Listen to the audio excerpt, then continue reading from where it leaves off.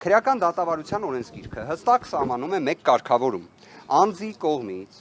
եթե առկա է ինտենսիվ խափանամիջոց, կալանք կամ տնային կալանք, դրա լրանալուց 5 օր շուտ պետք է դրա երկարաձգման վերաբերյալ միջնորդություն ներկայացնես։ Սամվել Կարապետյանի դեպքում, ըստ քննչական մարմնի, այն լրացել էր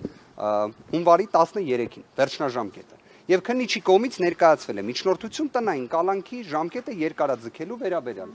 որը եւ